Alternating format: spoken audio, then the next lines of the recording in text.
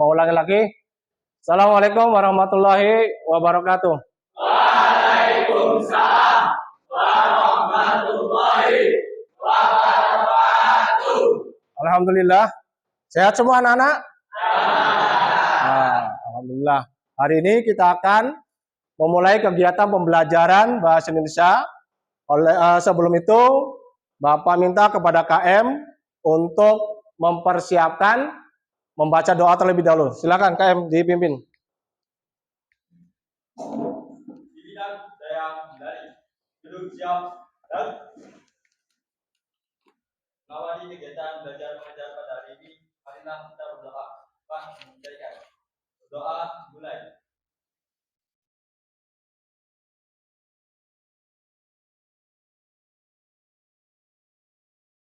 Doa selesai. Silakan tempat. Baik, sebelum dimulai Bapak ingin mengabsen terlebih dahulu siswa-siswanya. Aditya Pratama, kemudian Ahmad Arif Aid, Ahmad Ruswandi, Ali Fukoha, Ali Juhri, kemudian Andri Maulana, Arya Rahmat Tiadi, kemudian Bimo Herlambang, Denis, Diva Arianto, Evi, Fajrul Hidayat, Ferdi Febriandi, Habil Ardian Syah, Haris Abdul Wahab, Ilham Al-Fajri, Kartina, Lili, Maulana Latif, Muhammad Syarif Ibnu Atailah, kemudian Muhammad Reza Hidayat, Muhammad Gamal Taufik, Muhammad Rizky Ramadan, lanjut Muhammad Fauji, Najwa Dwi Fadila, Noval Satrio, Putra Handika, Putra Mahendri, Rizal Febriansyah, Saki El Syarif, Dedi Prasetyo, Trisandi Urbaningrum, Windy Saharani, dan yang terakhir Wildan Yokanada. Ya, baik.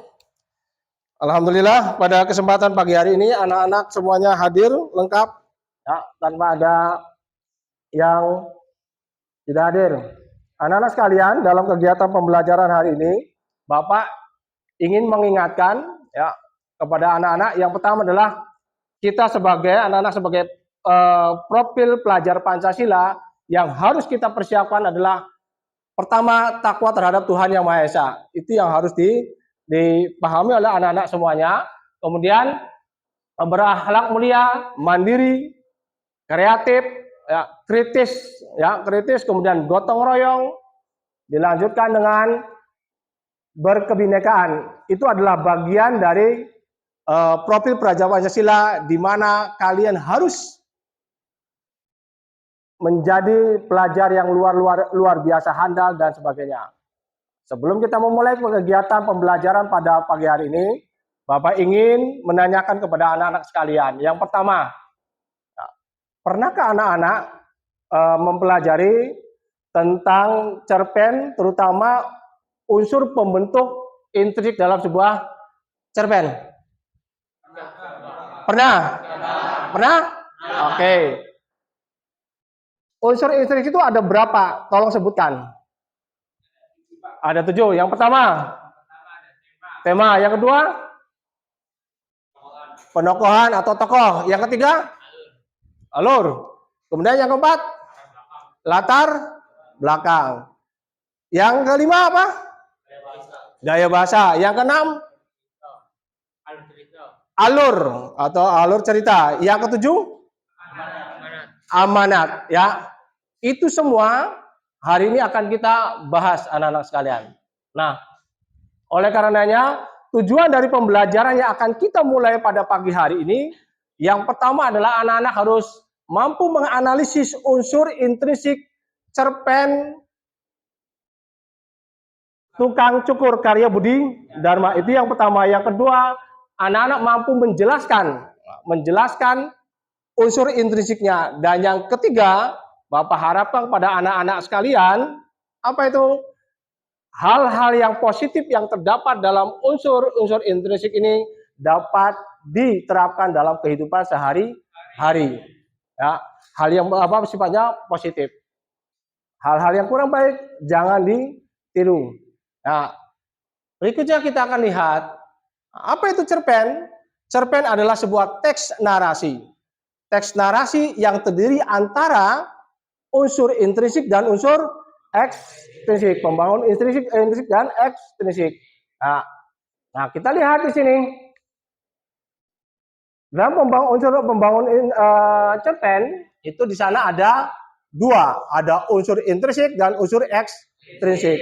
Kalau unsur intrinsik adalah unsur yang dibangun dari dalam cerita, ya, yaitu menyebabkan sebuah cerita memiliki wujud dengan kepaduan, kemudian berbagai unsur di dalamnya. Sedangkan unsur ekstrinsik, ya, itu unsur yang di luar cerita. Nah, di sana di luar ceritanya apa?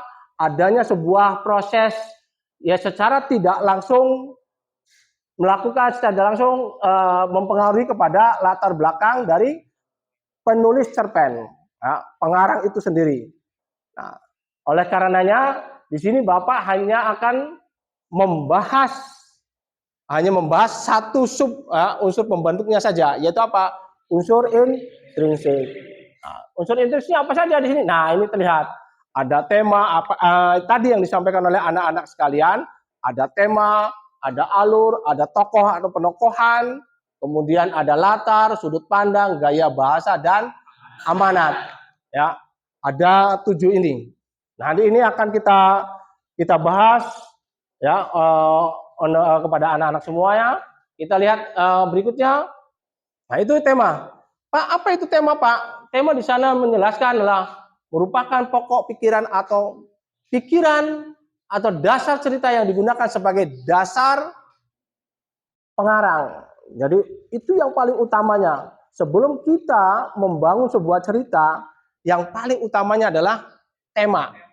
Apa yang akan kita angkat tema itu, ya, di sana. Kemudian berikutnya yaitu ada tokoh dan penokohan. Kalau tokoh orangnya, wujud orangnya, tapi kalau penokohan sifatnya, ya kan?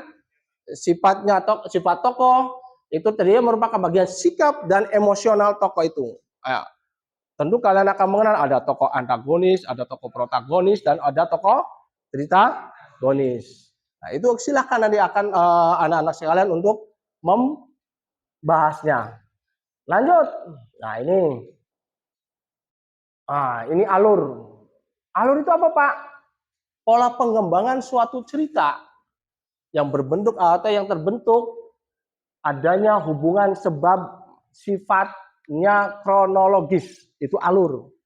Ya, adanya sebuah pengembangan ceritanya. Nah, di sini nanti kita lihat alur itu bagaimana, Pak? Ini alur. Alur dibagi menjadi 3. Ada alur maju, ada alur mundur, dan ada campuran. Pak, bagaimana, Pak, kalau alur maju? Alur maju itu dimulai dari apa? Dimulai dari penceritaan secara kronologis dari awal. Ya, kalau alur maju dari awal. Kalau alur mundur seperti apa, Pak? Nah, kalau alur mundur ini dimulai dari apa? Kebalikannya dari alur maju. Apa itu kebalikannya? Yang dibutuhkan adalah konfliknya dulu, baru kepada perkembangan cerita. Sedangkan kalau alur campuran, nah ini kalau alur campuran kita berbicara apa, Pak? Konfliknya dulu yang diinikan, ya. Dimulai dari konflik, kemudian flashback, ya, ke depan dan sebagainya. Itu yang dengan alur campuran, maju, mundur, dan campuran. Ada 3 alur. Ya. Kita lanjut lagi apa nih? Latar. Nah, ini latar merupakan tempat atau keterangan mengenai tempat, waktu, ya, tempat, waktu, ruang dan suasana. Suasana apa? Tempatnya di mana, ya kan? Bisa tahun yang lalu, bisa sekarang, ya kan? Waktunya ya, tempatnya di mana?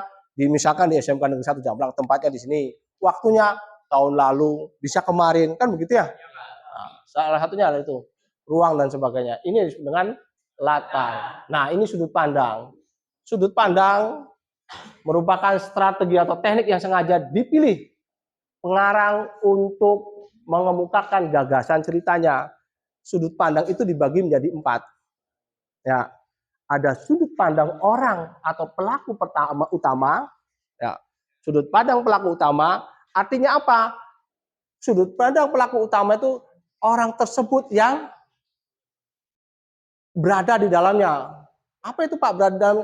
Dia sendiri yang menceritakan, bisa jadi dia sendiri menceritakan. Ya, kalau sudut pandang orang pertama, dia sendiri dengan bahasa Pak, ada kata aku, ya kan? Kata saya atau kata di. Kemudian dilanjut ada sudut pandang orang ketiga atau serba tahu. Orang ketiga bisa sebagai seorang si pengarang ini hanya menceritakan orang lain.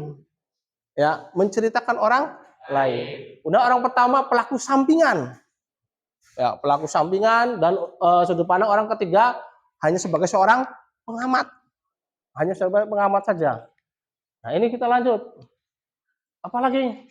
Nah, amanat yang tadi yang terakhir ini amanat merupakan ajaran moral, pesan yang disampaikan seorang pengarang atau seorang penulis yang ingin disampaikan kepada pembaca bahwa yang namanya cerpen yang kita buat ini apakah memiliki pesan yang baik atau pesan yang kurang baik.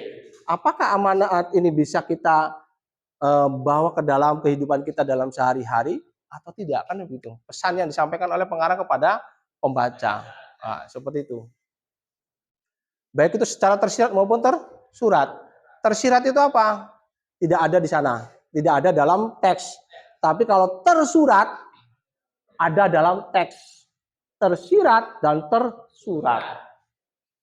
Ya, terakhir. Nah, ini terakhir adalah gaya bahasa. Penggunaan bahasa yang berfungsi untuk menciptakan suasana nada, ya di sana kan menciptakan suasana persuasif serta merumuskan dialog yang mampu memperlihatkan ya, hubungan antara tokoh satu dengan tokoh yang lainnya. Itu yang dapat Bapak sampaikan. Selanjutnya adalah dari kegiatan ini Bapak ingin kepada anak-anak sekalian adalah menganalisis sebuah karya sastra yang berbentuk cerpen, yaitu dengan berjudul cerpennya adalah Cerpen Tukang Cukur. Apa itu Pak Tukang Cukur? Nah, sebelum kita melaksanakan menganalisis itu, baiknya kita lakukan pembagian kelompok dulu. Ya, nanti kelompok 1 dan 2 ada di sebelah sini. Kemudian kelompok ketiganya ada di sini, kelompok 4-nya di sini, dan 5, 6, 7. Bisa kita laksanakan? Bisa. Kita mulai? Ya. Oke, silakan. Ayo, kita berjalan.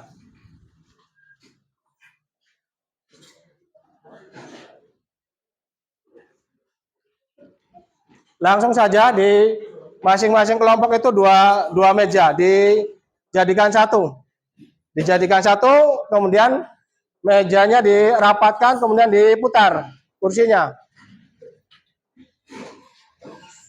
Kursinya diputar, silakan. Langsung berpindah sesuai dengan kelompoknya.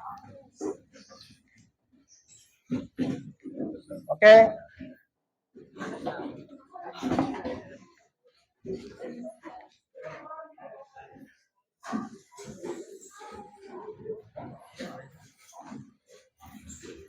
Silakan. Yang di sebelah sana ya. Sudah? Sudah semuanya duduk? Sudah dapat ini tempatnya?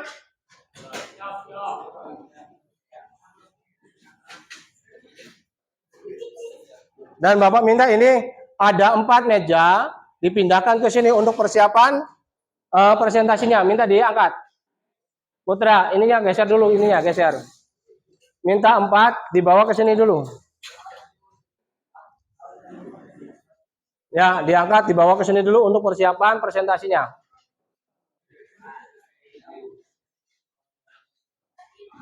Ya, oke. Sip. Kursinya. Ya, sip. Sudah, kursinya. 4 saja, jangan terlalu banyak.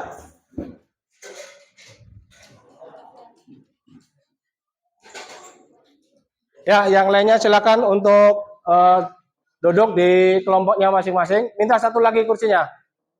Sudah cukup? Baik. Jika sudah, lanjut Bapak akan membagikan LKPD-nya. Sudah semuanya ya? Sudah? Ya, ini ada LKPD, ada cerpen. Ya, ini yang pertama ada cerpennya. Kemudian LKPD itu apa? Lembar kerja peserta didik. Silakan nanti kalian amati, ada soal-soalnya di sini, kemudian dianalisis sesuai dengan perintahnya. Nanti Bapak sudah siapkan kertas folionya. Paham ya? Oke.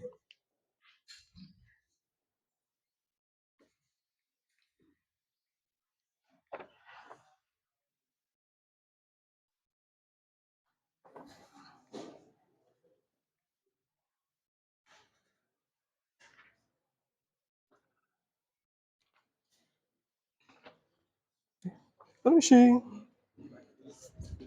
Ya, ini silakan dibaca terlebih dahulu, kemudian diamati. Perintahnya ada di belakang.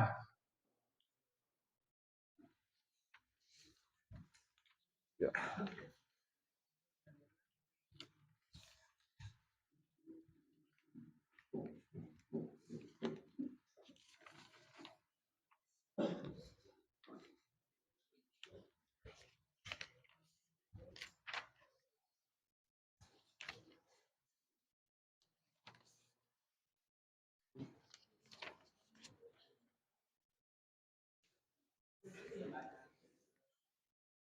Baik, sudah? Sudah ada semua ya? Oke, silakan dirumuskan dengan teman-temannya untuk mengerjakan LKPD yang ada di belakang. Sebelum dikerjakan, silakan kalian baca terlebih dahulu cerpennya dengan teman satu kelompoknya terlebih dahulu. Nanti Bapak akan berkeliling untuk memastikan kerja kelompoknya. Silakan.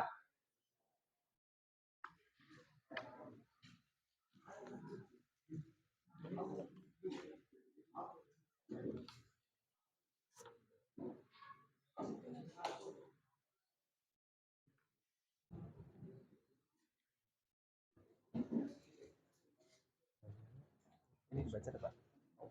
Sampai ditulis saja. Yang ini nih, mulai tulis di sini. Kan hasilnya dapat. Ya kan? Langsung ditulis di sini. Di sininya tulis dulu nama apa kelompok berapa, nama kelompok dua tulis nama ya, nama di sini 5 orang nama, baru kelasnya di bawah ya, baru setelah itu ini kosakatanya apa sesuai berurutan, kalau bisa berurutan, kalau enggak ya udah nggak apa-apa ya. Sok, silakan tanyakan kalau ada yang mau ditanyakan. Yes, yang kamu dapat hari itu kan, sok ditulis aja di situ. Di kertas yang tadi dikerjakannya di situ, jangan di sini. Nulis juga sama, nggak apa-apa. Oke ya, tinggal ditulis aja. Ya, tinggal ditulis saja ke situ. Nama kelompoknya yang paling depannya seperti apa dulu? Kelompok. Awas, hati-hati diperhatikan kelompoknya terlebih dahulu di situ. Kelompok nama 1, 2, 3, 4, 5. Nah, iya. Nah, di situ kemudian diberikan tulis kelasnya berapa, kelas 11 TKR 3. Ya. Semua yang di belakang juga seperti itu. Ya, seperti itu semuanya ditulis, kemudian nama kelompoknya masing-masing 1 2 3 4 5. Oke. Ya. Tulis nama kelompoknya sampai 5 orang.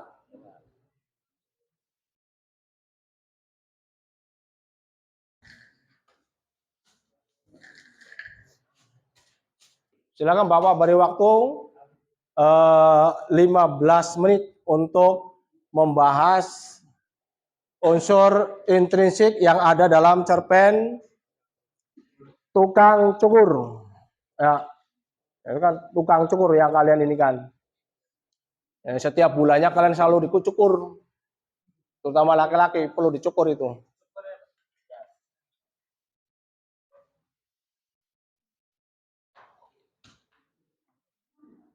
Ya, nggak apa-apa, ditaruh aja di atas, nggak masalah.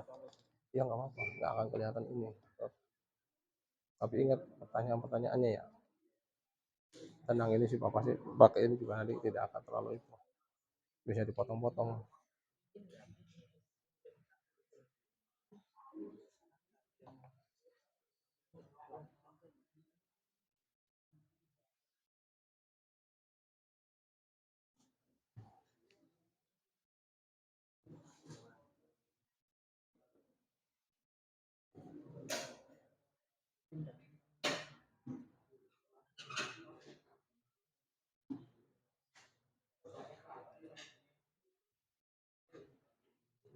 Mana sinopsisnya dulu? Ada sinopsisnya enggak? Enggak ada. Ya sudah, tinggal dikerjakan aja seperti itu. Ya, enggak apa-apa, sok itu aja.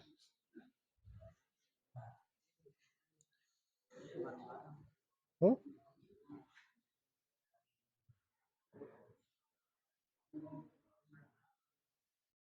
Ini belum dapat. Ini belum dapat. Dapatnya dari situ.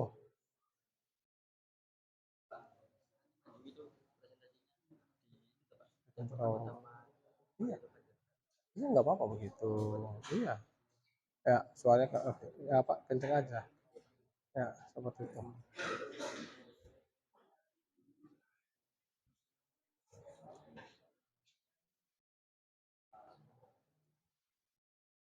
Diperhatikan baik-baik. Di sana juga Bapak memberikan perintah. Perintahnya apa? Perintahnya itu selain unsur intrinsik itu Bapak meminta di sana ada kalian mencari kosakata ya. Nah, karena ada kata ya, kata-kata di sana yang sangat menarik sekali untuk kita bahas. Di situ ada kosakata. Silakan kalian cari. Syukur-syukur ada 10. Ya, semampu kalian dalam mencari kosakata ya, yang di situ. Jika ada 10 ya 10. Jika ada 20 tulis saja. Ya, perintahnya di sana sudah jelas.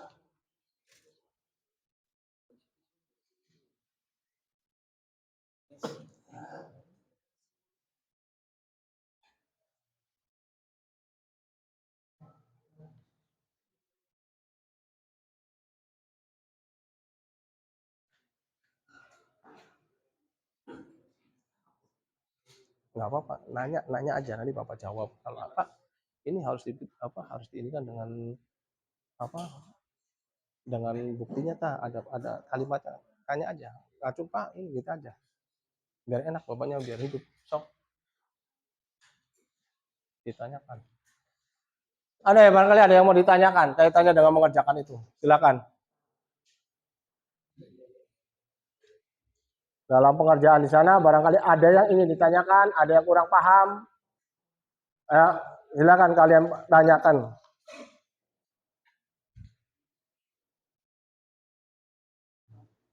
Urung. Sama sekali. Turun kerja nang hasilnya. Ya sudah enggak kerja nang terus ngono. Hah? Beda dari Hong Kong. Adalah. Yang udah selesai itu yang Bapak. Ini sama ini. Coba lihat di apa namanya? Di Google itu ada sama. Coba lihat analisis, di situ ada analisis. Oh. Nah, makanya Bapak minta ada pertanyaan di sana, ada yang mau ditanyakan, Bapak. Saya bertanya, ini harus dimunculkan dengan apa? Hah? Bapak.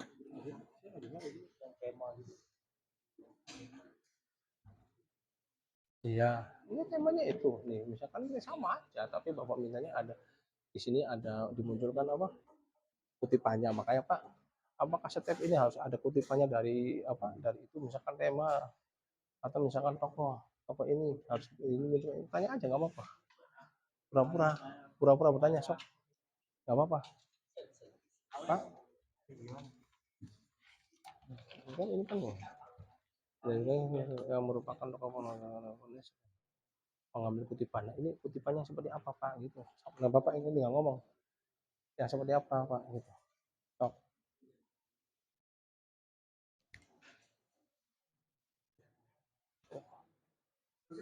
Ya,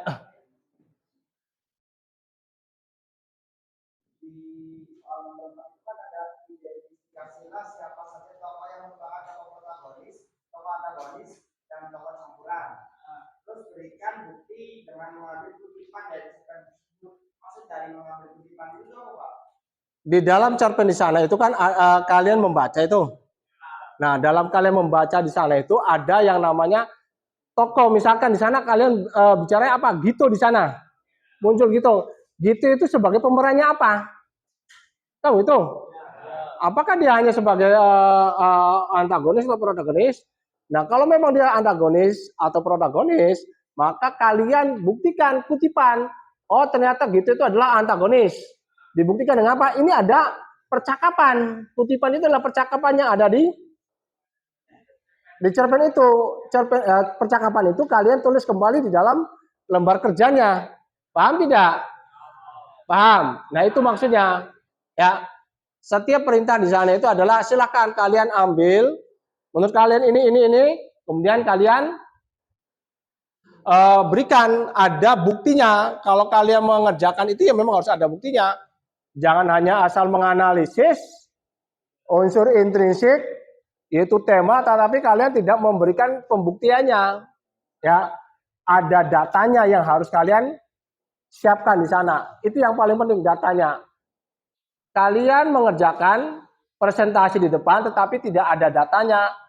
Kalau dipertanyakan kan bisa repot juga. Ya kan? Silakan.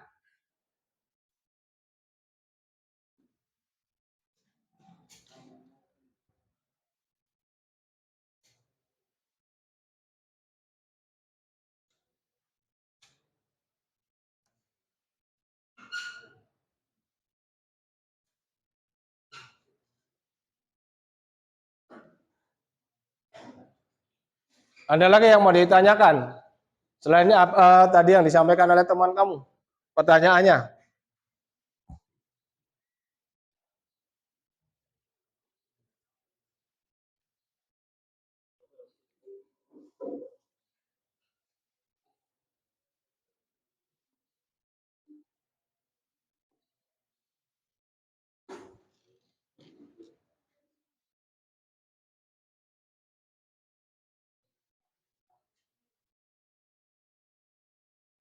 Ya, aman, Pak.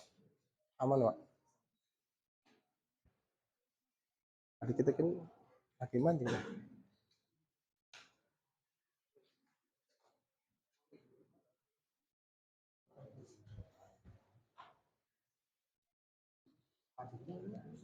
Apa ya?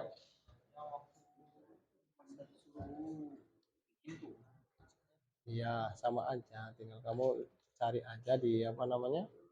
Di itu, di sini. Kalau nggak itu lihat aja nih apa namanya? Analisis ada. Sudah jadi. Beda nggak? Kenapa beda? Itu tuh sama semua, dari itu juga sama. Oh, itu cuma beda ada kata-katanya sini nggak ada. Iya. Tinggal sekarang kamu cari kosakatanya ada berapa. Tapi di situ juga ada di dalam apa di dalam internet juga ada kosakata. Paham nggak? Nggak di Di dalam itu juga ada kosakata. Kalau memang mau nyari tinggal itu aja. Oke, paham ya? Ya, ya nanti setelah ini lagi. Ya, ya. Ini kan ada pertanyaan, jelaskan dan berikan bukti jenis sudut pandang pencerita yang ada cerpen Vancouver. Nah, maksud jenis sudut pandang pencerita itu apa, Pak? Sudut pandang pencerita. Sudut pandang pencerita itu kan ada sudut pandang. Sudut pandangnya tadi yang di ini kan, yang Bapak sampaikan tadi kan ada sudut pandang orang pertama, ya kan di situ ya. Dilihat dari sana ada sudut pandangnya. Silakan di apa namanya, dilihat sudut pandangnya. Misalnya tokoh gitu, sudut pandangnya dia sebagai apa di situ, ya, dimunculkannya di situ, ya. Apakah dia sebagai pelaku utama atau sebagainya, silakan.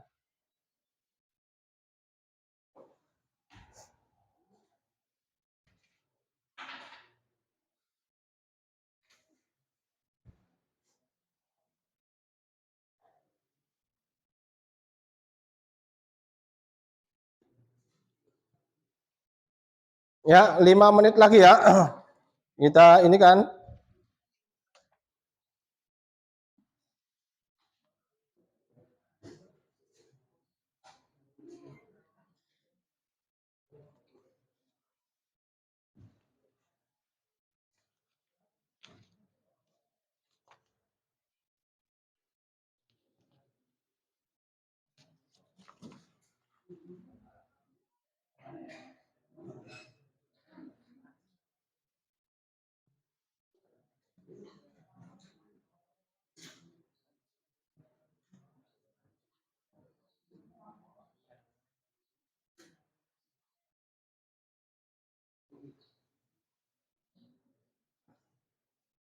Kalau kalian merasa bingung kaitannya dengan sudut pandang, kita ambil dua saja ya. Di dalam sudut pandang itu kita ambil dua saja. Yang pertama adalah sudut pandang orang pertamanya saja ya. Kemudian sudut pandang orang ketiganya saja. Sudut pandang orang pertama itu apa? Di sana ada ditandai dengan kata aku. Ya, untuk mengetahui bahwa dia itu merupakan sudut pandang orang pertama aku. Kenapa? Dia terlibat langsung di dalamnya.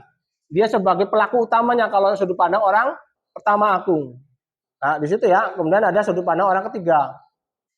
Silakan di ini kan. 5 menit lagi. Mudah-mudahan ini cukup kalian dalam menganalisis unsur intrinsik cerpen itu.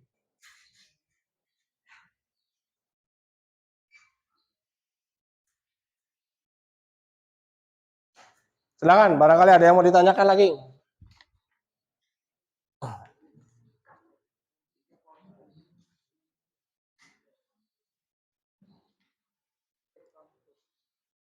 Antagonisnya tukang cukur.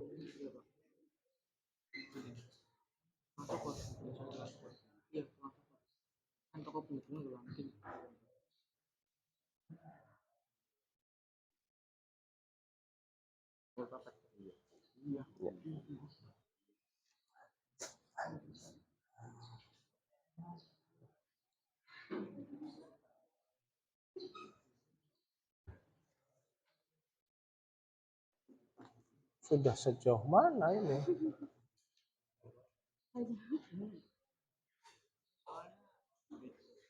Ya nggak apa-apa. Ada itu semuanya di ini di internet ada semua kok. Di internet itu ada semua.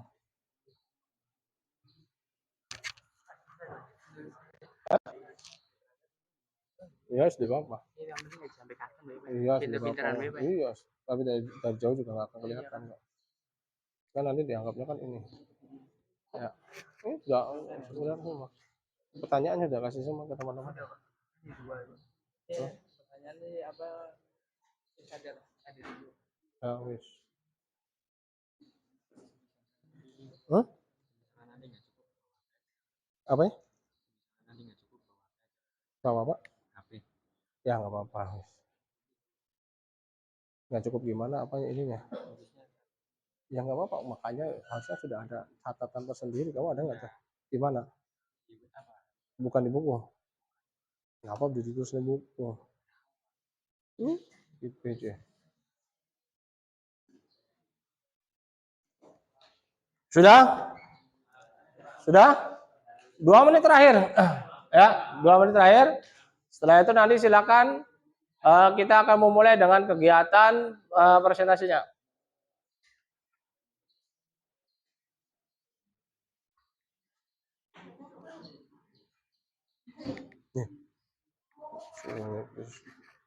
Ini nggak apa-apa. Ini terlalu lama, terlalu nanti jamnya nih. Oh, jam kita sampai jam 9 masalahnya. Terlalu cepat pokoknya ini.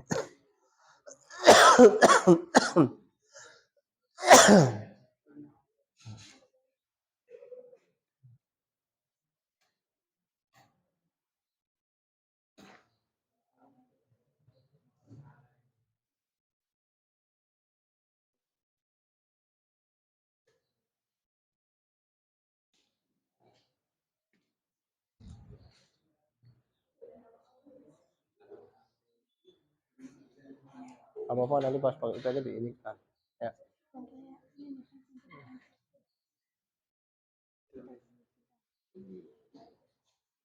Untuk apanya? Menyampaikan. Ya, oke.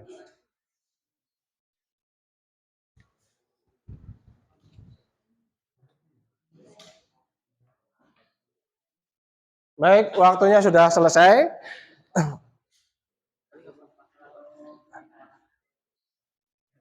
Ya, karena waktunya sudah selesai, apa yang tadi Bapak perintahkan, selanjutnya adalah kita akan memulai dengan presentasi. Ya, presentasi kelompok, silakan nanti sebelum Bapak tunjuk, adakah yang siap untuk tampil ke depan untuk menjadi pemula dalam melaksanakan presentasinya? Kelompok mana?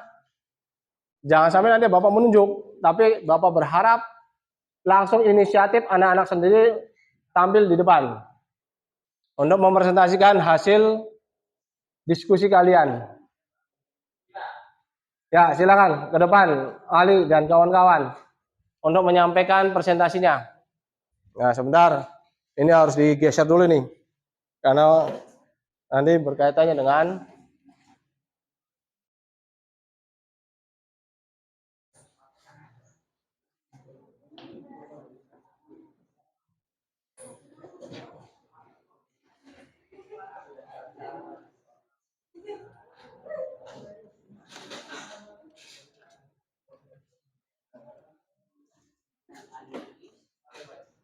ya. Awalnya duduk dulu, kemudian diinikan.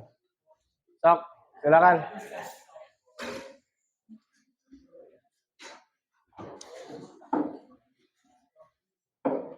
Duduk aman, duduk kok.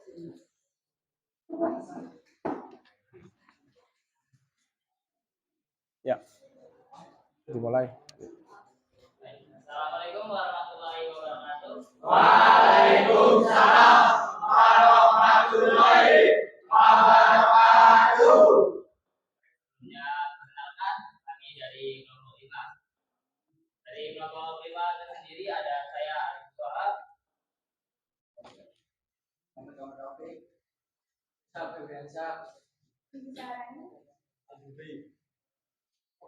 Nah, untuk nama-nama anggota dari kelompok 5 yaitu tadi.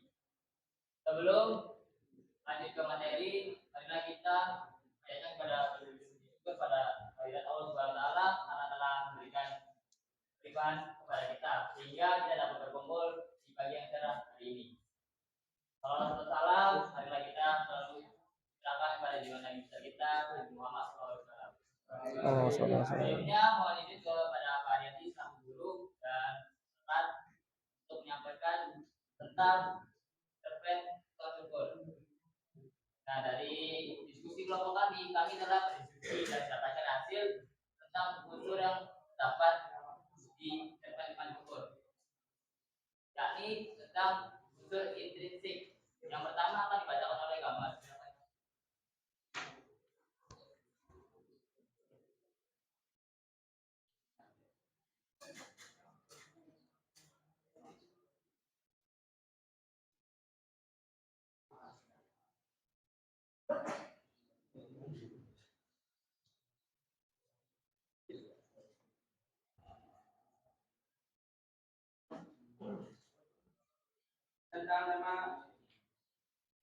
Karena manusia oportunis karena dalam cerita tersebut kapal tukang syukur saranya mempunyai orang sedang menang.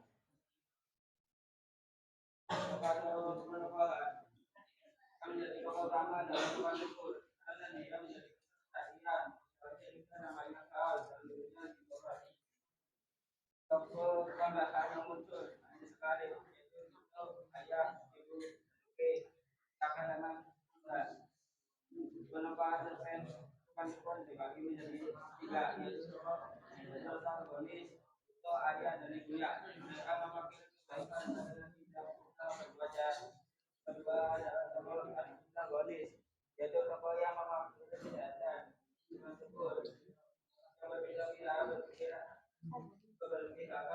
kemudian mudah-mudahan merupakan penggambaran tokoh yang memiliki sisi baik dan sisi buruk. Kali ini ada pada dari Tuhan yang terlihat ketika dia memberi pertolongan kepada keluarga itu.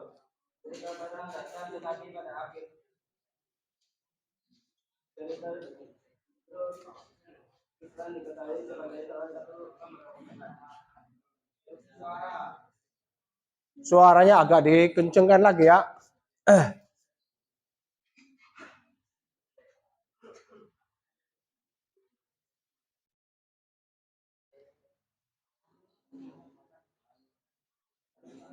Alur cerita, tahap-tahap alur yang digunakan ada 5 tahap sebagai berikut.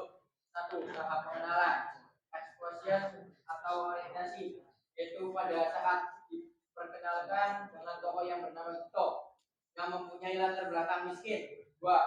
Tahap pemunculan konflik, facing action, yaitu pada saat kalimat menceritakan ada seorang tukang syukur yang melukai kepalanya. 3. Tahap konflik memuncak, turning point atau klimaks, terjadi ketika tokoh tukang syukur berganti-ganti memihak kepada pihak-pihak yang sedang meraih kemenangan. Dia memihak PKI, kemudian berubah memihak TNI, lalu berpindah memihak Belanda, dan akhirnya memihak NII. 4. Tahap konflik menurun, anti klimaks, yaitu pada saat terjadi pertempuran di pabrik rokok Tesco dan ditemukan beberapa korban yang telah menjadi mayat. 5. Tahap penyelesaian, resolution, yaitu terjadi ketika Gito mengetahui bahwa salah satu mayat yang melakukan pemberontakan ini adalah tukang syukur.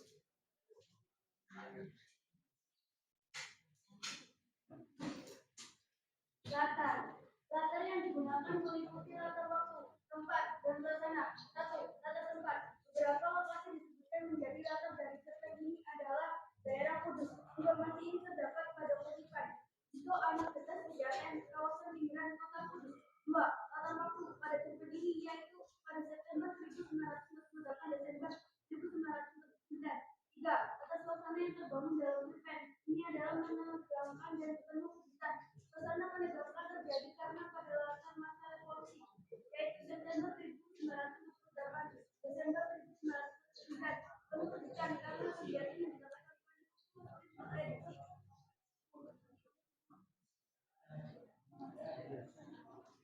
Gaya bahasa yang menggunakan cerpen tentang syukur. Ini sangat mewakili suasana dalam cerpen yang penuh ketegangan seperti pelanggaran perang yang memaksa Gito dan ayah ibunya untuk mengungsi. Hal ini terlihat pada kalimat setelah Kudus ditinggal oleh pasukan Siliwangi pada suatu hari ketika fajar hampir tiba seluruh kota Kudus terasa bergetar-getar. Langit dilalui pesawat sorcer merah yang terbang sangat rendah. Datang dan pergi lagi sudut pandang. Sudut pandang cerita yang digunakan sudut pandang orang ketiga, yaitu sudut pandang dari tokoh Gito. Amanat yang terkandung dalam cerpen tukang syukur adalah jangan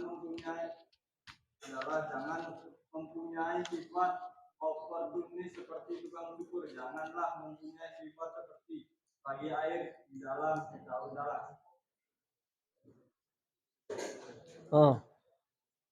Cukup. Sekian dari presentasi kelompok kami. Apabila ada yang ingin tanyakan, silakan. Buka, tanya jawab. Buka. Kami buka sesi tanya jawab. Sesi yang pertama dua penanya. Maksimal Seksi pertama dua penanya dulu. 2 pertanyaan terus jawab. Ya. Berdiri. Perkenalkan, nama saya Denis Nurul Kaca. Saya dari kelompok 6. Bertanya, apakah apakah untuk mengikuti sifat oportunis itu? Kenapa itu gimana? Tentang sifat oportunis apa kita melakukannya itu harus baik itu? Soalnya dituliskan ini sampai 2 itu. Di ininya bikin dua termin ya, 2 termin, 2 penanya. Kita pakainya 2 termin atau 3 termin. 2 termin itu 2 termin, 1 terminnya 2 pertanyaan. Termin keduanya 2 penanya, begitu. Tapi ditulis dulu pertanyaannya, setelah itu baru nanti dijawab ya. Seperti itu. Ditambung dulu pertanyaannya dari temannya. Sok silakan. Ada pertanyaan lain?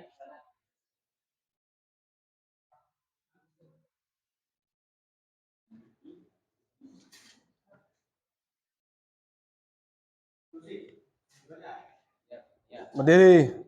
Mas Ilham.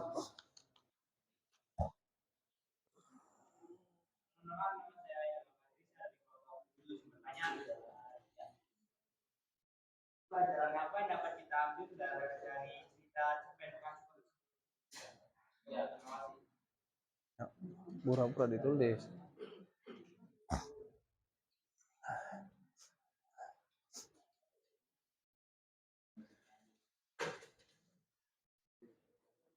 Yuk. Berembuk dulu. Minta waktu sekian 1 menit berembuk baru setelah itu Sebelumnya kami minta waktu sebentar untuk berdiskusi untuk jawab. Ya. atau dilemparkan dulu, Li. Sebelum saya jawab, silakan barangkali ada dari kelompok lain yang mau menjawab gitu aja. Ya. Begitu imbal baliknya gitu aja, Li.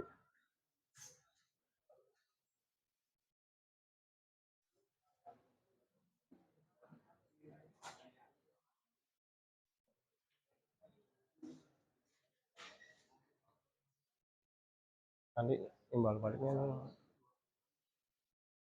2 termin itu 1 terminnya 2 penanya.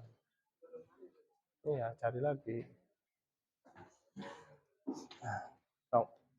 Kalau nggak itu nanti sebelum dijawab tuh dilempar dulu ke kelompok lain. Barangkali ada yang sudah ada yang bisa untuk menjawab itu.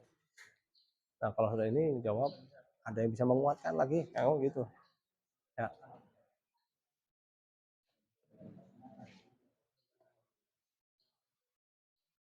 Tidak ada jawabannya kan? Hah? Ya udah nanti coba dulu difluorkan dulu ke forum. Sebelum dari kelompok kami jawab, apakah dari kelompok lain ada yang bisa menjawab? Atau berpendapat silakan. Harus begitu. Ya silakan. Barangkali dari kelompok lainnya yang siap untuk memberikan jawaban dibolehkan. Ya, saling melengkapi saja. Boleh, silakan.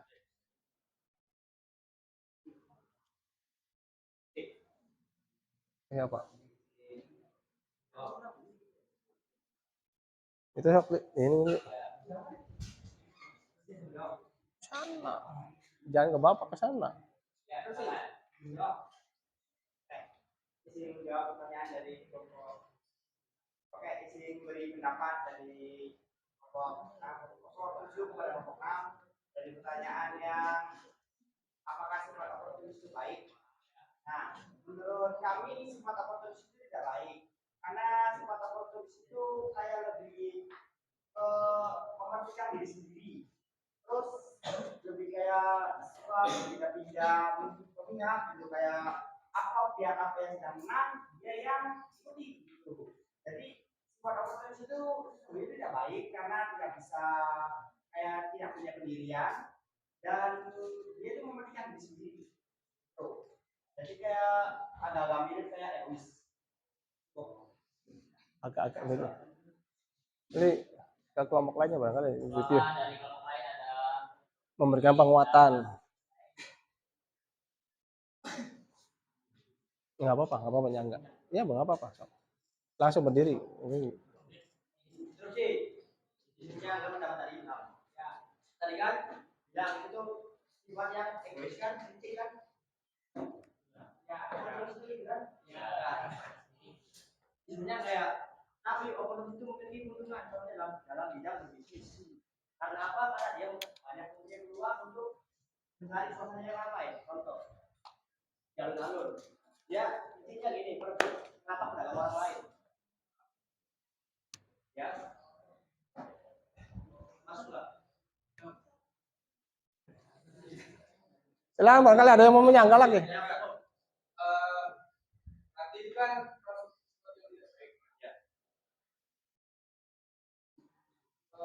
jika kita melihat diri sendiri, nanti ada pihak yang dirugikan gitu. Ya. Di dunia ini kan kita hidup yang sosial, jadi jangan untung sendiri saja gitu. Jadi semuanya harus adil lah, jangan untung sendiri. Ya. Isi berapa? Ya. Kayak tadi kan di Jawa Barat itu kayak ada contoh di perdagangan dagang itu. Terus ada apa? Kayak baru. Nah, rebutan apa? Nah, contoh kalau misalnya lapak itu udah dipakai, terus misalnya itu direbut, otomatis yang punya lapak itu pasti nggak kayak kehilangan tempat berjualan dong. Ya. Terus nggak kalau misalnya pencarian itu gagal, nah lapak yang direbut berarti dia tidak mempunyai mata pencarian. Ya. Nah, benar nggak? Ya. Oke, intinya adalah dia. Itu kan sifat oportunisnya ada plus minusnya ya, ada baik buruknya. Ya. Nah, tadi kan saya sebutkan itu buruknya ya, beberapa orang lain. Nah, baiknya ini, dia memiliki akan kerja dengan cara yang benar gitu. Contoh promosi ke luar daerah. Dia memanfaatkan peluang tentang jual beli online yang lebih benar. Itu kan pemasaran kan? Itu sifat baiknya. Saya buruknya. Ya betul.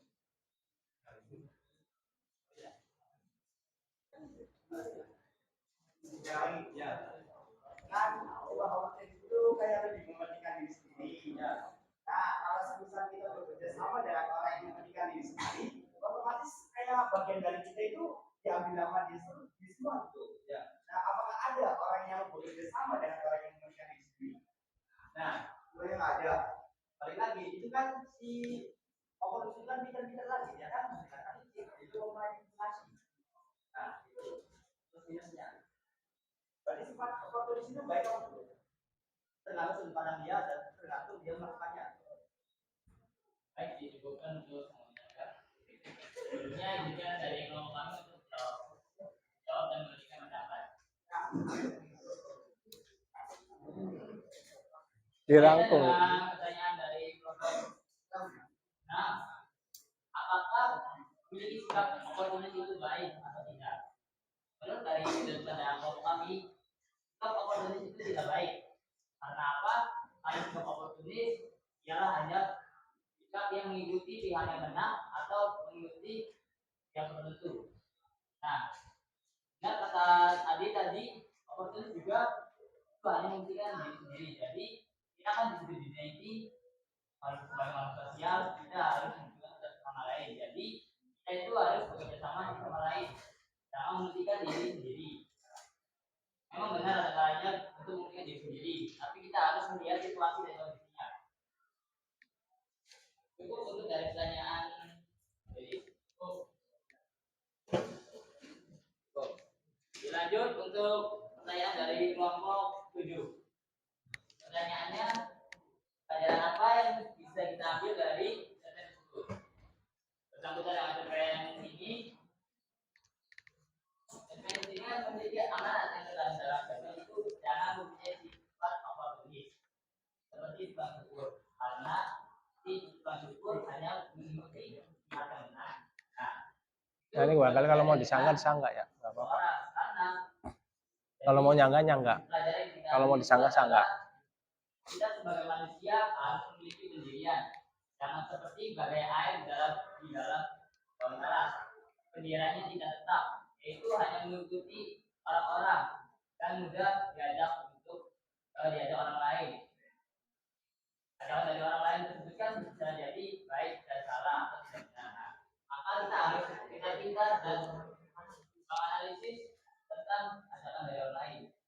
Intinya dari segmen itu kita harus memiliki tidak memiliki oportunis dan memiliki pendirian terhadap diri sendiri.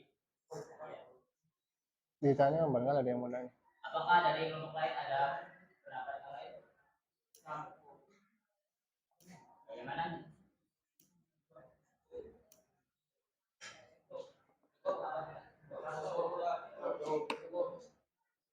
Termin kedua dimulai lagi termin keduanya, barangkali ada yang buka ini pertanyaan lagi yang kedua. Kalau memang ada, kalau memang cukup ganti kelompok. Dilanjut untuk sesi pertanyaan berikutnya. Apakah ada pertanyaan lain?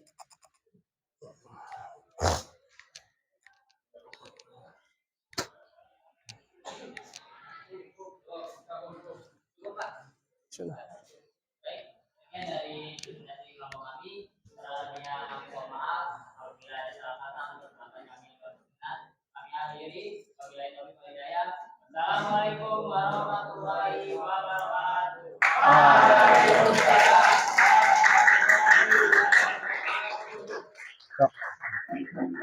Kalah ini harusnya. Ininya. Baik, dilanjut untuk kelompok berikutnya. Silakan dari kelompok 1 untuk ke depan mempresentasikan hasil kerja kalian.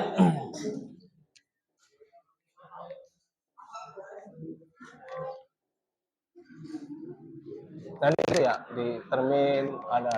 Dan terakhir termin pertama saya buka. Oh gitu. Satu termin pertama hanya untuk 3 orang. Nanti setelah itu baru termin ketiga ke termin kedua kita buka lagi gitu.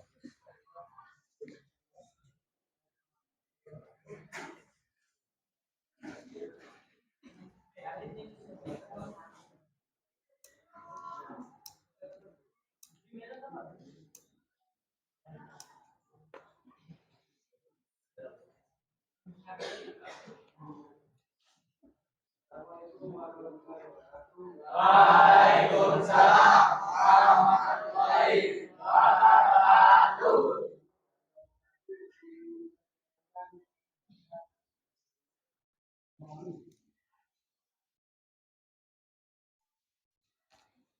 Silakan nama saya jabatan Pak di nomor 1. Silakan nama saya juga tambah dari nomor 1. Silakan nama saya Hakim dari 1. Silakan nama saya Abdul Wahab dari nomor 1.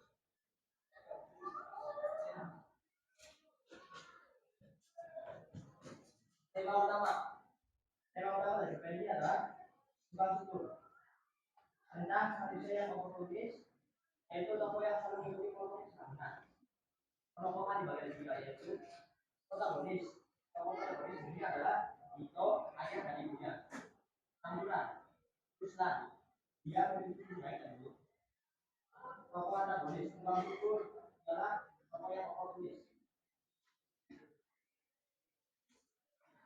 Pengenalan, yaitu pengenalan tokoh, nama itu, latar belakang istri. Penunjukan yang unik itu saat akan diterima ada seorang perempuan yang mulai ada konflik kemudian ketika kalau itu pihak mulai kemenangan kemudian kami kemudian itu lalu berpindah ke Belanda dan akhirnya melihat tahap kemudian terjadi ketika mengetahui bahwa salah satu saya melakukan pemberontakan terhadap kampung tentang tukar beberapa lokasi di daerah Kudus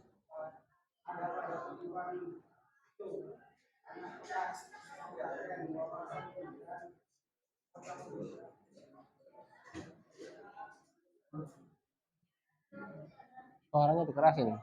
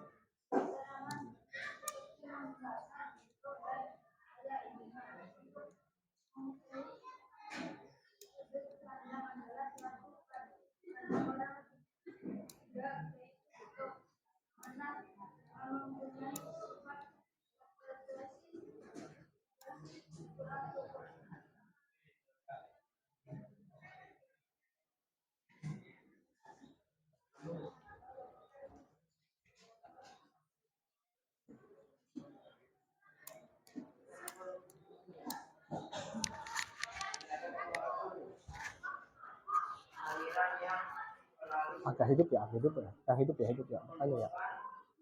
Hidup, bertanya.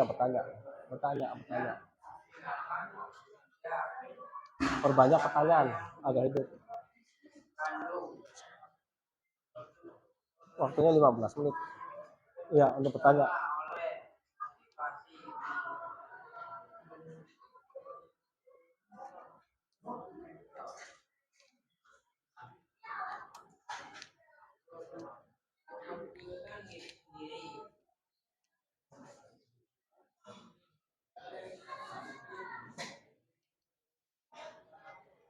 Ya, bukan ada yang ditanyakan.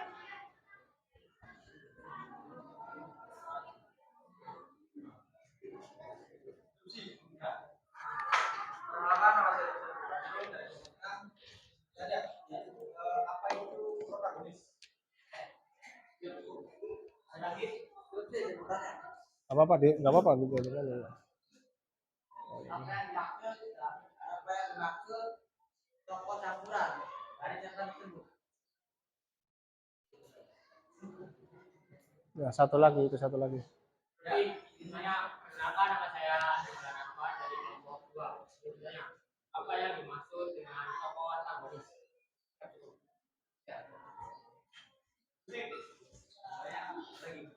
Nah, itu ada 3 dulu. Dibatasin dulu.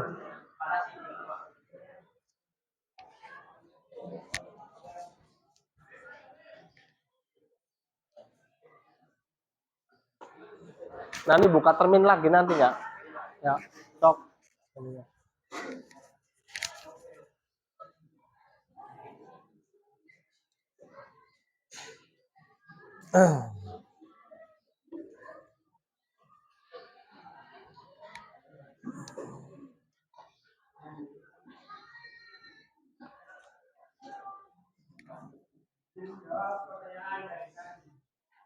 Suaranya dikencangkan aja.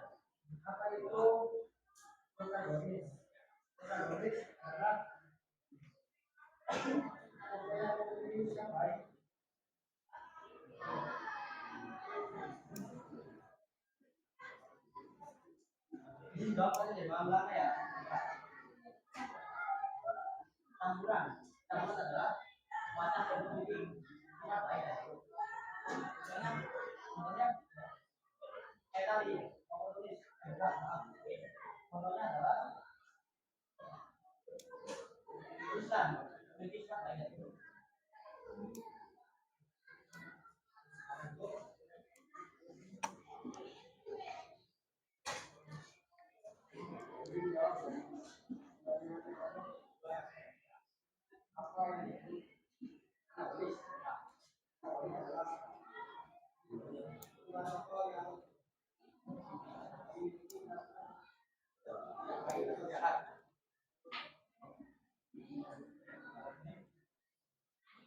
Nanya lagi nggak apa-apa. Ya boleh.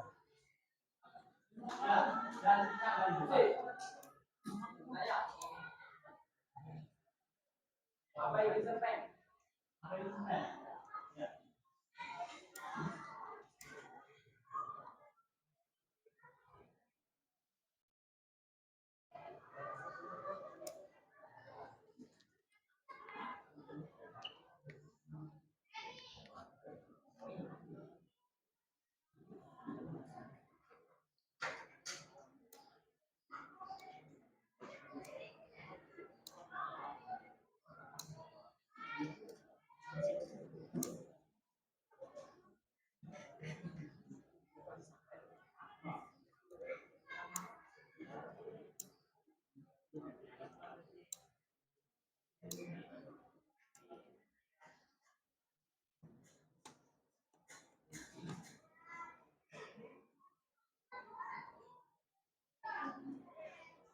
Silakan untuk kelompok 1 untuk menyampaikan pengertiannya. Cok.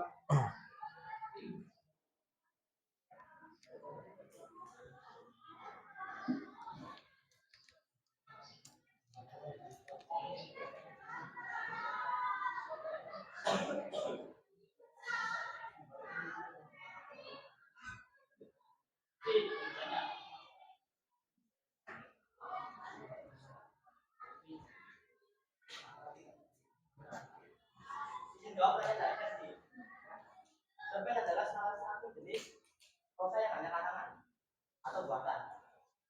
Ada yang punya enggak?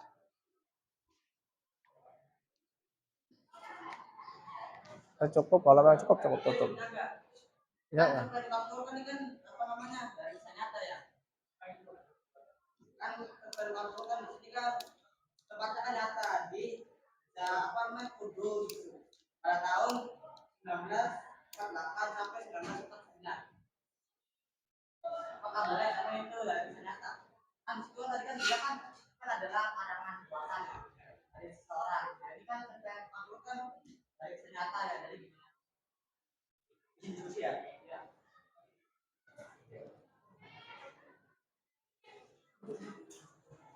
Ya.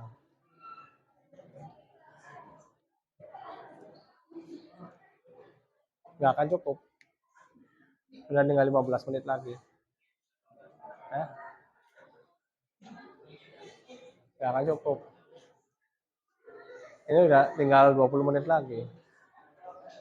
Ini nunggu ini dulu, nunggu ini.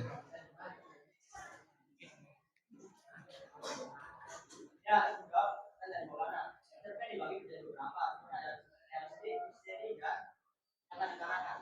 Nah, yang tadi itu ada realistik yang kisah nyata. Melakukan kehidupan di dunia. Kalau cerpen misteri itu serius, sebenarnya membuat penasaran.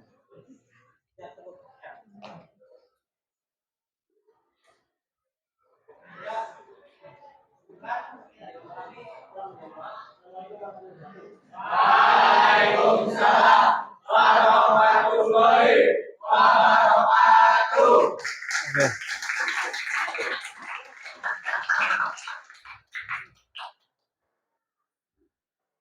Bapak kasih satu lagi ya. Waktunya hanya 10 menit lagi untuk mempresentasikan. Ya, sok silakan. Untuk kelompok 2.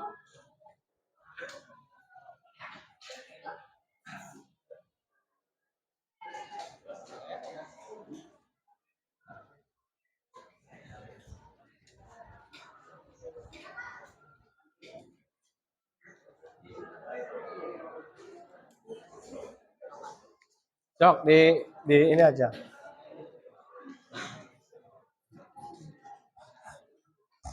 Assalamualaikum warahmatullahi wabarakatuh. Waalaikumsalam warahmatullahi wabarakatuh. Kenapa kami dari kelompok 2 ingin mempresentasikan hasil dari diskusi kami? Sebelumnya perkenalkan, nama saya Ridwan Anwar.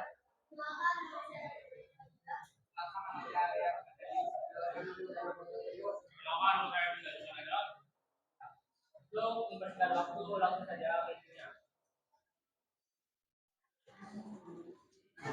Tema utama manusia yang fokus karena dalam Satu orang aja. Nggak usah dibagi, satu orang yang baca. Satu orang yang membaca. Ya. dia bergabung PKI kemudian lagi karena PKI malah melawan PNI pasukan Atau orang kedua kamu yang supaya suaranya keras. Dia yang suara keras. Tokoh utama, tukang cukur karena menjadi pusat perhatian dan menderita banyak hal dalam hidupnya yang disorot. Tokoh tambahan Gio, Ayat, Ibu, Nasuki, kakek Leman, dan Ruslan. Tokoh cerpen, tukang cukur dibagi menjadi 3. Protagonis yaitu Ayah, Ibu, dan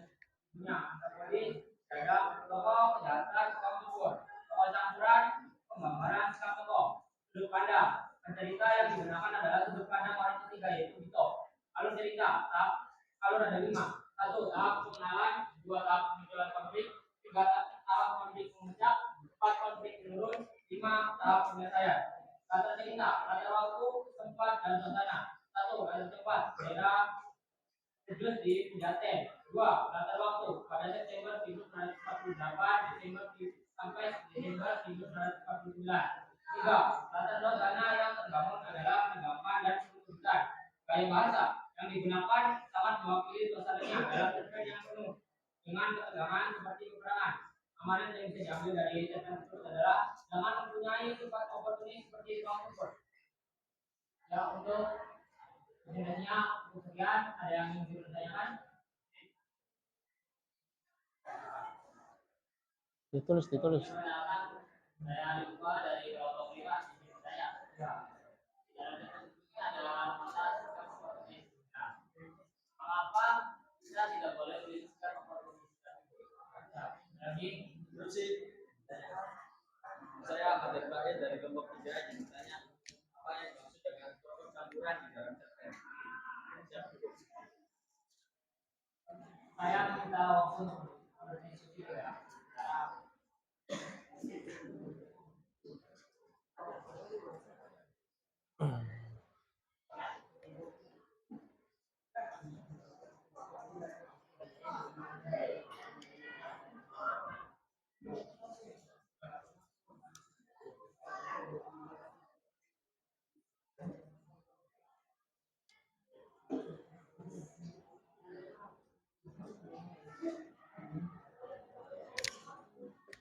Ini dulu apa, dilempar dulu ke yang lain, barangkali ada yang mau menjawab atau apa. Biar cepat, ini waktunya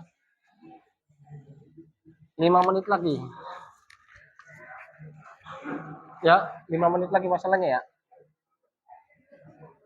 Lempar aja ke yang lain. Barangkali yang lain mau menjawab. Enggak, maksudnya yang lain barangkali ada yang mau jawab, ada yang mau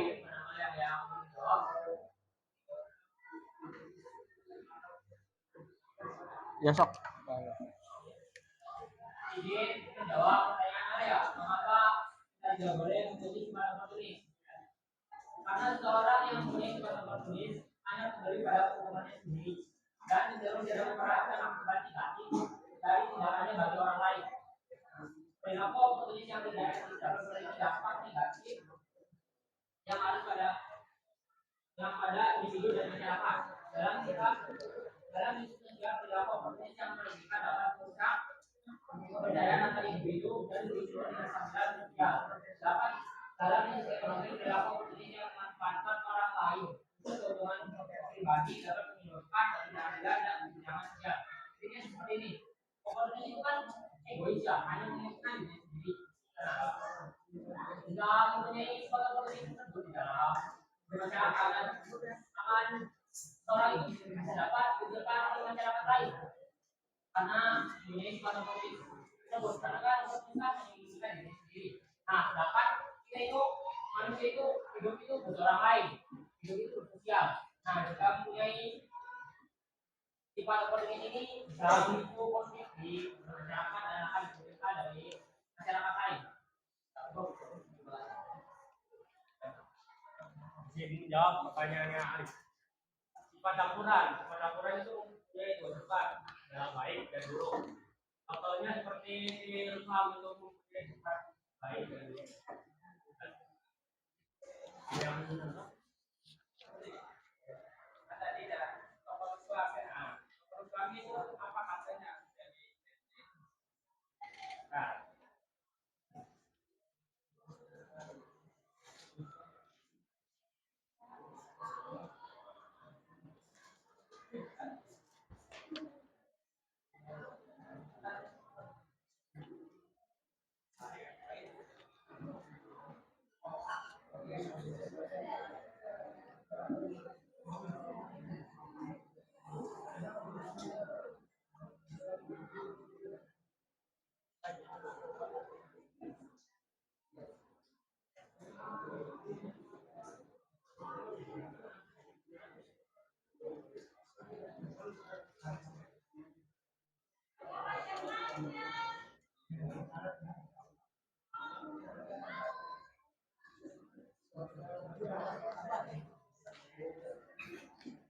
Yang terakhir ya, udah. ini menjawab ya. Setelah itu kan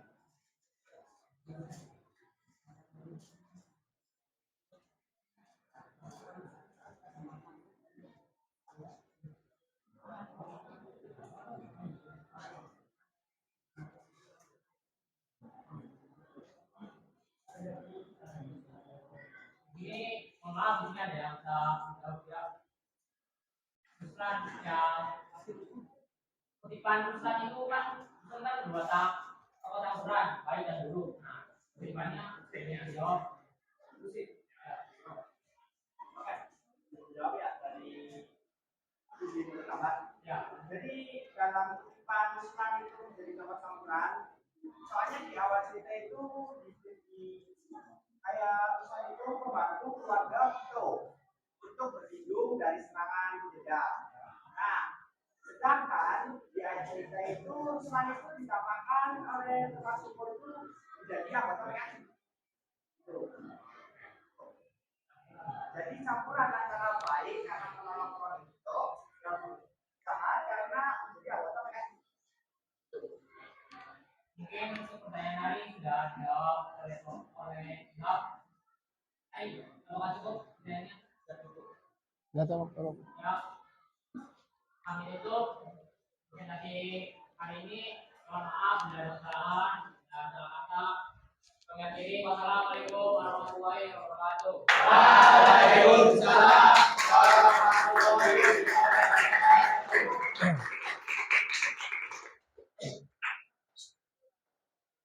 Nggak apa-apa.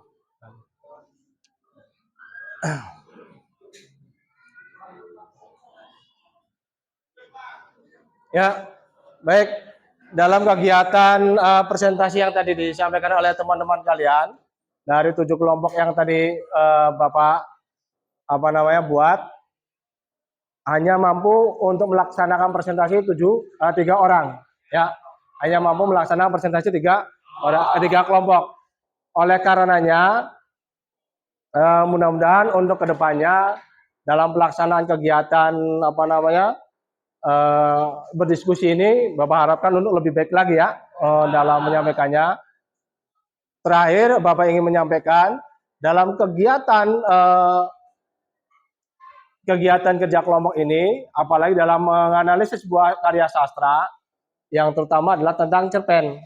Bapak berharap silakan anak-anak semuanya untuk menjadi PR buat kalian ke depan, karena masih ada kekurangan dalam melaksanakan dalam hal literasi. Literasinya apa? Dalam hal membaca. Kekurangan yang Bapak perhatikan dalam kalian itu adalah literasi membaca, sehingga apa?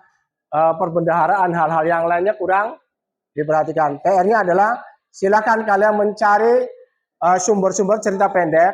Boleh kalian mengambil cerpen untuk minggu depan ya, untuk mengambil cerpen karya A.A. Nafis, apakah itu tentang robohnya Suro Kami atau dari Umar Khayyam, kumpulan cerpen Umar Khayyam, kumpulan cerpen A.A. Nafis. Kalau A.A. Nafis itu robohnya Suro Kami, itu cerpen yang sangat luar biasa sekali. Kemudian cerpen dari Umar Khayyam yang sangat bagus juga adalah tentang apa? Tentang 1000 kunang-kunang di Manhattan. Itu adanya percampuran apa? Pencampuran antara budaya kita dengan budaya asing. Kalau robohnya Suro Kami tentang akidah agama. Oleh karenanya, Bapak meminta kepada anak-anak sekalian dalam tugas atau pekerjaan rumah PR untuk minggu depan, Bapak ingin kalian untuk bisa mempresentasikannya. Paham ya?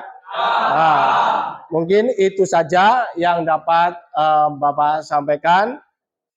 Kurang lebihnya mohon maaf. Untuk kegiatan pembelajaran pada hari ini, Bapak cukupkan sekian dengan mengucapkan Alhamdulillahirrahmanirrahim. Kegiatan diskusi dan menganalisis sebuah unsur intrinsik cerpen Tukang Cukur karya Putu Wijaya telah kita laksanakan. Aplaus buat kita semuanya. Ya, terima kasih. Assalamualaikum warahmatullahi wabarakatuh. Waalaikumsalam warahmatullahi wabarakatuh. Ya, terima kasih semuanya.